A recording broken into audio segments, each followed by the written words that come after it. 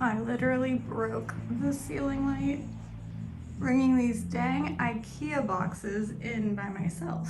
I think we all know how heavy they are. And I tried to have this box upright to drag it, and I smashed my ceiling light. Hey friends, welcome to my channel. If you are new here, my name is Angela. Today I am finally revealing to you my long-awaited, or at least long-awaited to me, living room transformation. I could not be more proud of the way this living room turned out. I ended up having to do about 99% of it on my own. Unfortunately, my husband was called away to the National Guard and I have no idea when he will be back. So I wanted to get it finished. My mom came over to help with a little bit of it and we got it done. So let's head straight into the video. So here's the space we will be making over today. Excuse my makeshift lighting since I broke the ceiling light. But anyways, you can see how there is zero personality, zero character, nothing to this wall. It is just a blank slate. So I got some Ikea furniture. I got the Billy bookcase and I got the Brimney's TV console and 2 nightstands because it looks a little deceiving in this video, but this is a very large wall. It is over 16 feet long, so we need to fill that whole space, and one TV console just wasn't gonna do it. So the first thing we need to do is build the Brimney's case, and I'm sure I am butchering that name. We all butcher the Ikea names, I know. But I have my helper there, my little supervisor, making sure I'm getting it done correctly. And I didn't love the handles that were on these drawers, so I wanted to switch them out for something a little sleeker, a little more modern. These were just a little too chunky for my liking, and it was a little too much white. I wanted to incorporate some of that black and the brass that I have going on in the rest of the room. I did need to drill these holes and make them a little bit larger so that the grommets would fit in there. But that was a simple solution, and this looks so great in the end.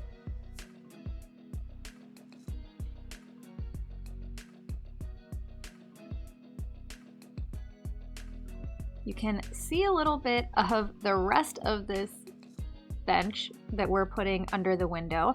I do this a little bit out of order just based on when I received things that I ordered and the time that I had to do it all. So you might see bits and pieces here or there, but I try to hold off in showing you everything until the end. Next, I'm doing the bench top, so I needed to get an 8.5 foot long piece of plywood from Home Depot. Now they only carried 8 feet, so I had to add a little bit extra onto the end there. And then I got this 2-inch thick upholstery foam to go on top for the cushion. I did hot glue that on, but I was 100% out of frame when I did this, so I just cut it out of the video. I also had to cut it down, which was a very messy process, but we got it to work and it looks great. Next, I need to take some batting and I'm just gonna wrap the entire foam and board piece and just staple the whole thing down into place. You can see at the end there that little line where I had to glue the 2 boards together. But here I am just stapling it all down, and then I'm gonna take some fabric that I got from Joann's. It's just a simple gray cotton fabric, staple it all the way around, and then when I got to my corners, like I don't really have any tips or tricks to give you when I do my corners. I kind of just like tuck and fold until it looks pretty, and I staple it down. And then I just play around with it to make it look nice and smooth and staple it down in place again. So nothing too special that I do there.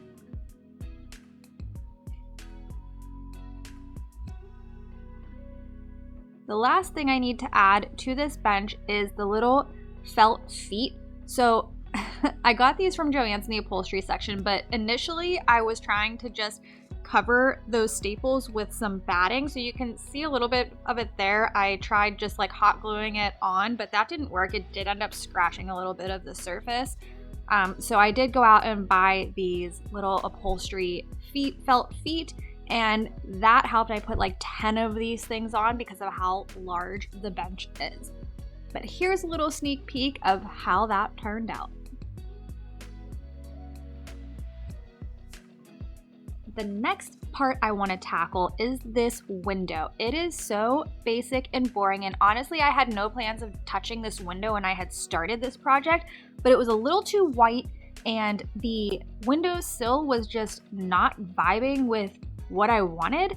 So I just took this contact paper that I already had on hand. I'm sure you're familiar with this in my DIY videos, but I just cut down a large piece to size of the windowsill. I kind of took some painter's tape and held it down in place while I worked, but then I just gradually peeled the backing off and smoothed the contact paper down. Now you want to make sure that you are getting out any little air bubbles or any little wrinkles that might come through while you're doing this. I do end up pulling it up a few times and smoothing it back out, but in the end, this looks so great. I am so happy that I did this. I also will say the bottom of my windowsill is like an unfinished stone. It was rough. It was not smooth like the top. So it was a little difficult getting it to stick, and I just used some super glue, and it's not super stuck down there even with the super glue. So when I do the second window in my living room, I'm just not even gonna wrap it all the way around. This tip I got from Yvonne over at Chic Rehab. I will link her channel down below, but she takes a scraper or some type of flat surface and an X-Acto knife to cut her edges really clean and smooth. So you can see here, you just push that scraper up against the area you need to cut, and it cuts a perfect line every time. It is a little deceiving there because of the black in the contact paper. It looks like there's like a big chunk taken out of it, but it is perfectly cut. So next we're gonna wrap the corners, and I wanted to make sure this was gonna look like faux marble stone. So I made sure to make those corners super tight against that stone or the windowsill. Then I need to wrap my corners, so I just cut a little slit and we're just gonna wrap it like a present. Again, making sure that those corners are very tight and very crisp, so this looks like it was always meant to be there. And I'm just gonna do that same thing on the bottom half of this corner.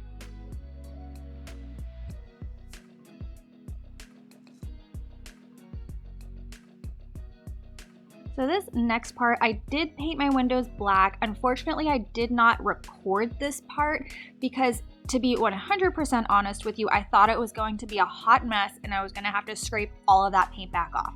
So I didn't record it, but I have another window to do in this room. So let me know if you'd like to see this process in the comments on how I got that paint to stay and not peel off when you open the windows, and I will be happy to record that for you on the next window.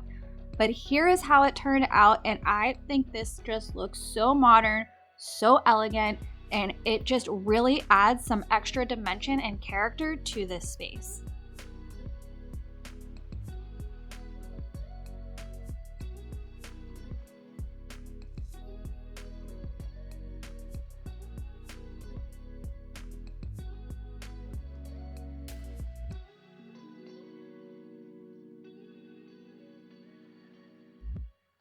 Next up, we need to build the Billy bookcase. This is such an easy IKEA hack to make them look like built-ins, and for a $50 bookcase, I'm not complaining. That was a great deal.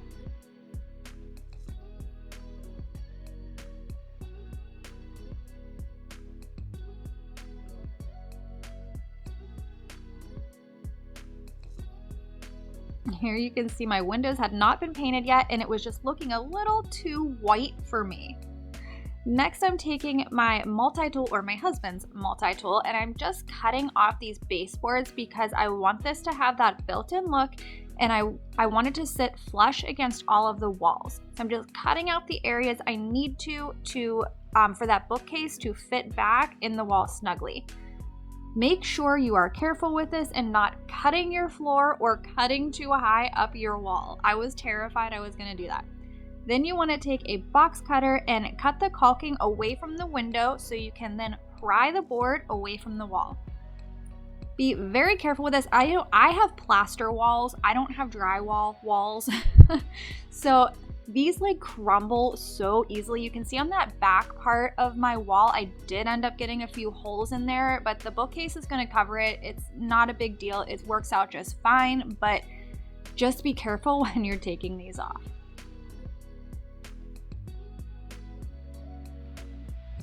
And next I need to cut down all of the trim pieces that are gonna frame my bookcase, and thank you, Mom, for holding the camera and helping me to get this part completed.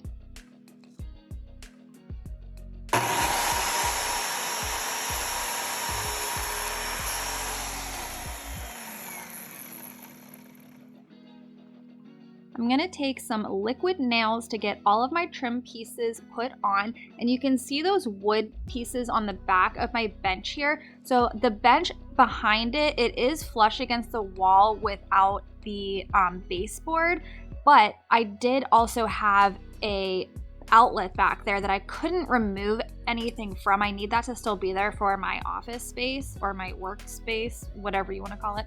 So it did have a little space in there. I didn't want the trim to just fall through. So I added those little pieces of wood and it worked out just fine.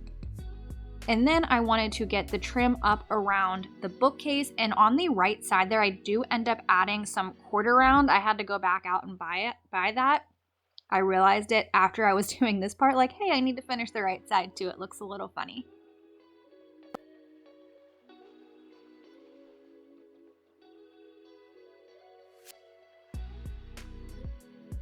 Next, I am taking some caulking and we are just going to fill in all of those tiny little gaps between the molding and the wall. So I bought this little like scraper pack from Home Depot, and to be honest, like, I mean, it helped get a good bit of the caulking off, but my finger actually ended up working a lot better. So here you can see I have that quarter round attached to the right side of the bookcase, and it just helped complete this built-in look so much better. But like I was saying, I ended up using my finger, which made it look a lot smoother and was actually easier to do that way. You just want to make sure that you keep your finger really wet. So I had a wet paper towel with me the whole time, and it just gave a really smooth and beautiful finish.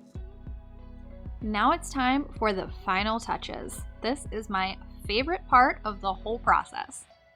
A lot of the things that I got for this bookshelf are from thrift stores. A few things are new, like that candle is from Target. Some books that I got from my mom, and a lot of it was thrifted or some DIYs that I wanted to make specifically to go into this space.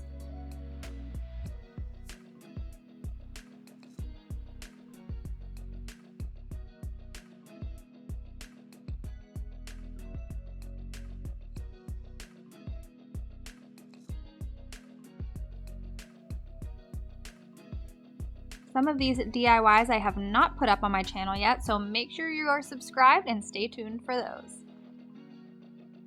And here, let's take a look at the final reveal. I just love the way this turned out. It looks so beautiful. Excuse me, sir. I'm trying to film. He doesn't care. But like I was saying before, my desk still does need to stay in this space for work, but I think this wall just functions so much better for this space of how large it was. And now I have a beautiful background for my coworkers to look at when I'm in all of my work meetings, instead of just a basic, boring gray wall. You can see the quarter round I added on the side of the bench as well to finish that off. And I just love these cubbies. Just adding in some additional home decor really pulls this whole space together.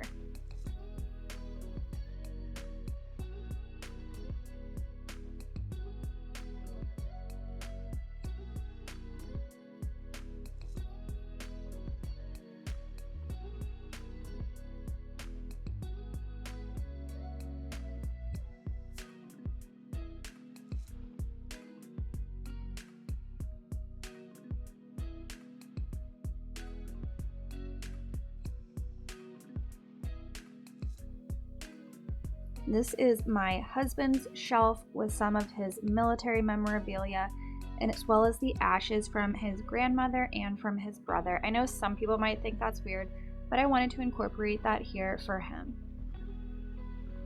I love this globe that I found at Target. It was originally blue and I just spray painted that part black and it just looks so gorgeous.